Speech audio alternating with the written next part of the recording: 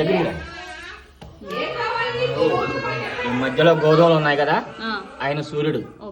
ఆయన తూర్పు ఫేస్ లో చూస్తుంటాడు, ఈస్ట్ ఫేస్ లో. ఆయనకి గోధుమలు ఎక్కువ ఇష్టం. ఆత్మ పీడోప అంటే ఆరోగ్యవంతంగా చూసుకున్నాడు అంటే సూర్యుడు.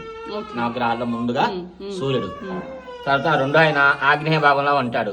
ఆయనకి ధాన్యం అంటే ఒడ్లు గాని బియ్యం గాని. చంద్రుడు ఈయన మన పీడోప అంటే మనసును ప్రశాంతంగా ఉంచాడు. అంటే కుటుంబంలో ఏదైనా బాగలేనప్పుడు, చికాకులుగా ఉన్నప్పుడు, మనసు బాగలేనప్పుడు ఎక్కువగా చంద్రారాధన చేసుకోవాలి. ఆయనకి ఒడ్లు గాని బియ్యం గాని ఏదైనా పెట్టచ్చు. ఈయన పశ్చిమ ఫేస్ లో తిరిగి ఉంటాడు, ఇటుకి మనకు ఆపోజిట్ లో ఉంటాడు. అవును, వెస్ట్ తిరిగి ఉంటాడు. తర్వాత మూడు ఆయన కుజుడు. కుజుడు అన్న అంగారకుడు అన్న ఇద్దరు ఒకటే. కుజుదోషం నాగదోషం అంటారు కదా. వివాహం కాని వాళ్ళకి ఎక్కువ ఇదే. వివాహం అయినంత సంతాన కాలుష్యకారకుడు కుజుడే. ఈయనకి కందిపప్పు ఎక్కువ ఇష్టం. కందులు గాని కందిపప్పు ఏదైనా పెట్టచ్చు. అలాగే రుణరోగ పీడోప శాంతి అంటే రుణాలు, అప్పులు ఎక్కువ చేయడం, లేదంటే మనకు రావాల్సిన సమయానికి మనకి ఇచ్చిన వాళ్ళు మనకు తిరిగి ఇవ్వకపోవడం, దానికి కారకుడు అంటే కుజుడు. ఈయన మూడు రకాలుగా కారకుడు. మూడు ఆయన బుధుడు. ఆయనకి పెసలు ఎక్కువ ఇష్టం. ఈశాన్య భాగంలో ఉంటాడు. ఈయన దక్షిణ భాగంలో ఉంటాడు. ఈశాన్య భాగంలో ఆయన ఉంటాడు. బుధుడు ఆయనకి పెసలు ఎక్కువ ఇష్టం. పెసరపప్పు గాని పెసలు గాని. బుద్ధి పీడోప శాంతి అంటే మన బుద్ధిని మంచి ప్రవర్తగా ఉంచుకునేవాడు ఎవరంటే బుధుడు. చెడు మార్గాలు వెళ్లకుండా, చెడు వాడికి బానిస కాకుండా, చెడు మార్గంలో వెళ్లకుండా చూసుకునేవాడు బుధుడు. పిల్లలకైతే విద్యని బుద్ధిని ప్రసాదిస్తాడు. అది తర్వాత ఈ పక్కన ఉన్నవాడు గురు. ఆయనకి శనగలు ఎక్కువ ఇష్టం. ఏంటంటే పుత్రిక పీడోపశాంతి అంటే ప్రతి తల్లిదండ్రులు కూడా ఏదో సందర్భంలో వాళ్ళ పిల్లల గురించి ఏదో సందర్భంలో బాధపడుతూనే ఉంటారు. పిల్లలు చెప్పిన మాట వినకపోయినా, చెప్పిన పని చేయకపోయినా, పెడ చెవున పెట్టినా కూడా వాళ్ళ మనసు బాధపడుతూనే ఉంటది. దానికి కారకుడు ఎవరంటే గురు. ఆయనకి శనగలు ఎక్కువ ఇష్టం. శుక్రుడికి వచ్చేసరికి బొబ్బర్లు.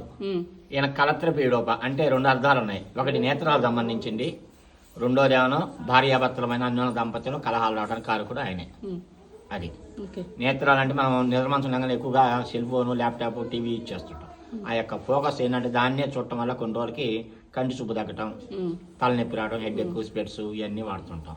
రెండోది అన్యోన్యమైన దాంపత్యంలో కలహాలు రావటం, భార్యాభర్తలు చెప్పుడు మాట తినేసి గొడవ చేసుకోవటం, కొట్టుకు వెళ్ళటం, డైవర్స్ తీసుకోవటం, త్వరగా విడిపోవటం. ఎంత ఫాస్ట్గా వెళ్తారో అంత ఫాస్ట్గా తిరిగి పుట్టింటికి వచ్చేస్తున్నారు. దానికి కారకుడు కేవలం శుక్రుడు. దాంపత్యం బాగుండాలంటే శుక్రుడు ఆరాధన చేసుకోవాలి. మనసు బాగుండాలంటే చంద్రారాధన చేసుకోవాలి. శని నల్ల నువ్వులు, ఏలనాటి శని, అర్ధాష్టమి శని, శని మహర్దశలు నడుస్తున్నప్పుడు ఆరోగ్యం బాగుండకపోవటం. తెల్ల నువ్వులు నల్లయైనా పెట్టచ్చు, తెల్లయైనా పెట్టచ్చు. ఆరోగ్యం బాగుండకపోవటం, వాహనాల వల్ల ప్రమాదాలు. మనం ఎంత జాగ్రత్తగా పోతున్నా సరే మనకంటే ముందోడు బ్రేక్ వేసినా మనకే ఇబ్బంది, వెనకోడు ఇచ్చి మనకి డాష్ ఇచ్చినా మధ్యలో ఉంటాం కాబట్టి మనకే ఇబ్బంది. లేదు మన టైం బాగాలేకపోతే సైడ్ వెళ్తున్నా కూడా ఏదో సందర్భంలో వాహనం వచ్చి మన మీద పడుతుంటది. దానికి కేవలం శని కుటుంబంలో ఎవరికున్నా సరే అది మిగతా వాళ్ళ కుటుంబం, మిగతా వాళ్ళ మీద కూడా ఆ ప్రభావం పడుతుంది. నాకే శని ఉంది కదా, నాకే జరుగుతుంది కదా అనుకోకూడదు. ఆ యొక్క శని ప్రభావం ఉన్న వాళ్ళకి ఆ కుటుంబంలో భార్యాభర్తలైనా సరే, పిల్లలు కానీ లేకపోతే పెద్దవాళ్ళైనా సరే, వాళ్ళ మీద ఎప్పుడైనా ఎవరి మీద అయినా చూపిస్తుంది ఆ ప్రభావం. శని అనేది అంత మహా డేంజర్. అది అయిపోయిన తర్వాత రాహు మినువులు. ఈయనకి కాలసర్పదోషం, నాగదోషం, కాలసర్పదోషం అంటారు కదా, అవి వీళ్ళిద్దరే. రాహు కేతువులు. ఈయన రాహు మినువులు, కేతు ఉలవలు ఎక్కువ. అందుకే కాళహస్తిలో ఎక్కువ, తిరుపతి దగ్గర కాళహస్తిలో రాహు కేతులు పూజ చేసుకున్నామంటారు. వీళ్ళిద్దరేనమ్మా. సంతానాన్ని కాలుష్య కారకుడు, లేదంటే సంతానం లేకపోయినా వివాహాన్ని కాలుష్యం కారకుడు వీళ్ళిద్దరే. కుజుడు తర్వాత ఇంత ఇంపార్టెంట్ వీళ్ళు కూడా.